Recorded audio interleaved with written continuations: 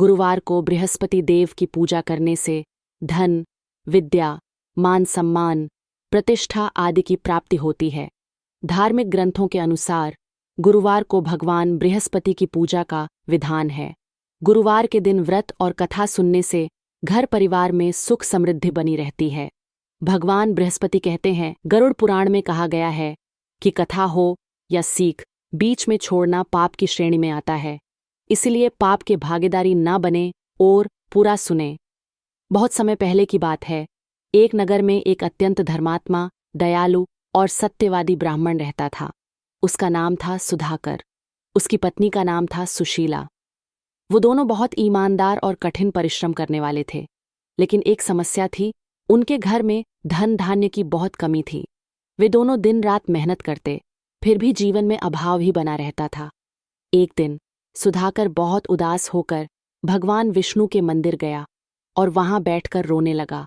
उसकी आंखों से आंसू बह रहे थे और वह भगवान से प्रार्थना कर रहा था, हे प्रभु, मैंने जीवन में कभी किसी का बुरा नहीं किया, फिर भी मेरे घर में हमेशा अभाव क्यों रहता है? कृपया मुझ पर कृपा करें। उसी समय मंदिर में एक वृद्ध साधु आए। उनके चेहरे पर तेज था और उनकी आंखों में करुणा झलक रही थी। उन्होंने सुधाकर से पूछा, बेटा, क्यों रो रहे हो? सुधाकर ने अपने जीवन की सारी व्यथा साधु को सुना दी। साधु मुस्कराए और बोले, बेटा, तुम्हारे कष्टों का कारण है कि तुमने कभी गुरुवार का व्रत और भगवान बृहस्पति की पूजा नहीं की। जो भी व्यक्ति श्रद्धा से गुरुवार का व्रत करता है, उसके जीवन से दरिद्रता दूर हो जाती है और सुख समृद्धि आती है। साधु ने सुधाकर को गुरुवार व्रत की विधि बताई। प्रत्येक गुरुवार को प्रातः स्नान करके पीले वस्त्र धारण करो, घर को स्वच्छ करो, भगवान बृहस्पति की मूर्ति या चित्र स्थापित करो, पीले फूल, पीले फल, चने की दाल, हल्दी, गुड़ आदि से पूजा करो, व्रत कथा सुनो और दिन भर उपवास रखो। शाम को भोजन में केवल पीली वस्तुएं ग्रहण करो। इस प्रकार 11 या 21 गुरुवार तक व्रत करने से तुम्हारे सारे कष्ट दूर हो जाएंगे। सुधाकर ने साधु का धन्यवाद किया और घर जाकर अपनी पत्नी को सारी बात बताई। दोनों ने अगले गुरुवार से व्रत करने का निश्चय किया। पहले गुरुवार को ही उन्होंने विधिपूर्वक व्रत किया, कथा सुनी और भगवान बृहस्पति से प्रार्थना की। धीरे धीरे उनके जीवन में परिवर्तन आने लगा। घर में धन धान्य बढ़ने लगा, सुख शांति आने लगी।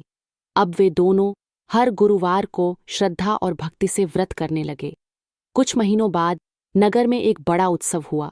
राजा ने घोषणा की कि जो व्यक्ति सबसे सुंदर और सुसज्जित घर सजाएगा, उसे विशेष पुरस्कार मिलेगा। सुधाकर और सुशीला ने भी अपने घर को सुंदरता से सजाया और भगवान बृहस्पति का भव्य पूजन किया।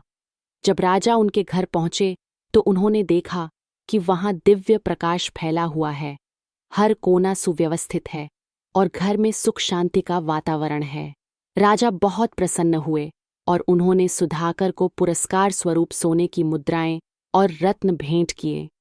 अब सुधाकर और सुशीला के जीवन में कभी अभाव नहीं रहा। वे और भी अधिक श्रद्धा से भगवान बृहस्पति की पूजा करने लगे। उन्होंने नगर के अन्य लोगों को भी व्रत करने की प्रेरणा दी। धीरे धीरे पूरे नगर में गुरुवार व्रत का प्रचार हो गया और सभी के जीवन में सुख समृद्धि आने लगी। सुधाकर और सुशीला का जीवन अब सुख समृद्धि से भर गया था। वे दोनों भगवान बृहस्पति के प्रति और भी अधिक श्रद्धालु हो गए थे।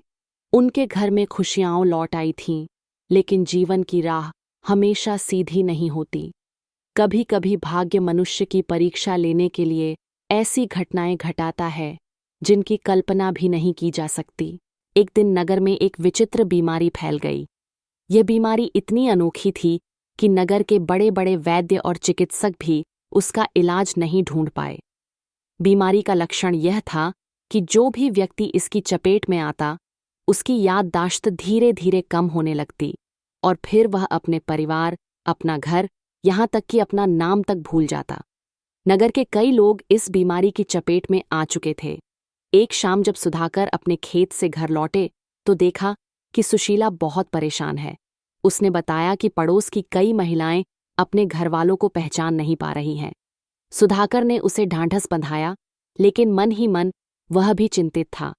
अगले ही दिन यह दुर्भाग्य उनके घर भी आ पहुंचा। सुबह जब सुधाकर जागे तो उन्हें अपना नाम तक याद नहीं था। वे सुशीला को भी नहीं पहचान पा रहे थे। सुशीला का दिल बैठ गया।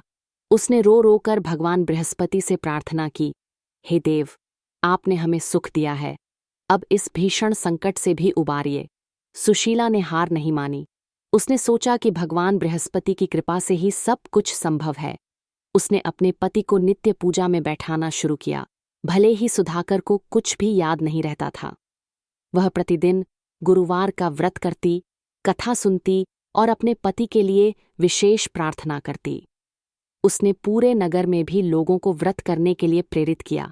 इसी दौरान नगर में एक और विचित्र घटना घटी। नगर के राजा की भी याददाश्त चली गई। अब पूरा नगर भयभीत हो गया। नगर के पंडितों और विद्वानों ने बताया कि यह कोई साधारण बीमारी नहीं, बल्कि किसी पुराने श्राप का परिणाम है। उन्होंने कहा कि यदि कोई सच्चा भक्त भगवान बृहस्पति का विशेष व्रत रखे और नगर के सभी पीड़ितों के लिए प्रार्थना करे, तो ही इस संकट से मुक्ति मिल सकती है। सुशीला ने यह जिम्मेदारी अपने ऊपर ली। उसने नगर के सभी लोगों को एकत्र किया और सबको मिलकर गुरुवार का सामूहिक व्रत करने के लिए प्रेरित किया। उसने स्वयं के लिए और अपने पति के लिए 21 गुरुवार का कठोर व्रत रखने का संकल्प लिया। उसने न केवल उपवास किया, बल्कि नगर के हर घर में जाकर लोगों को कथा सुनाई, पीले वस्त्र और भोजन बांटे और भगवान बृहस्पति की महिमा का प्रचार किया।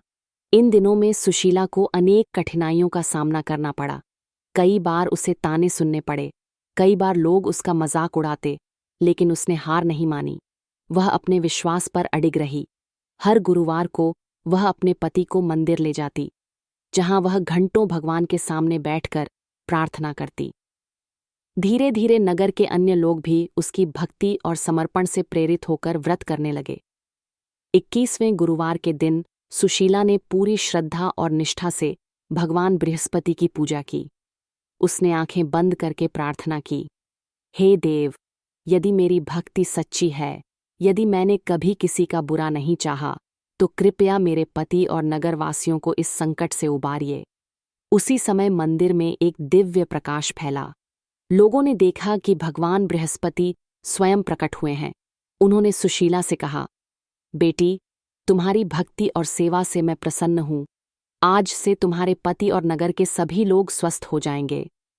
जैसे ही भगवान ने आशीर्वाद दिया, सुधाकर की आंखों में चमक आ गई। उसने सुशीला को पहचान लिया और उसके आंसू बह निकले। नगर के सभी लोग भी धीरे धीरे स्वस्थ होने लगे। राजा को भी अपनी याददाश्त वापस मिल गई। पूरे नगर में हर्ष और उल्लास की लहर दौड़ गई। सभी ने सुशीला की भक्ति और साहस की सराहना की। सुधाकर और सुशीला के जीवन में यह दुर्लभ और भीषण संकट था, लेकिन उन्होंने धैर्य, मेहनत और भक्ति से न केवल अपने परिवार को, बल्कि पूरे नगर को बचा लिया। अब उनका जीवन पहले से भी अधिक खुशहाल हो गया। उन्होंने यह सीख ली कि सच्ची श्रद्धा, मेहनत और सकारात्मक सोच से कोई भी संकट पार किया जा सकता है। नगर के लोग अब हर गुरुवार को सामूहिक रूप से व्रत रखते, कथा सुनते और भगवान बृहस्पति का धन्यवाद करते। सुधाकर और सुशीला की कहानी पूरे राज्य में प्रसिद्ध हो गई। लोग दूर दूर से आकर उनसे प्रेरणा लेने लगे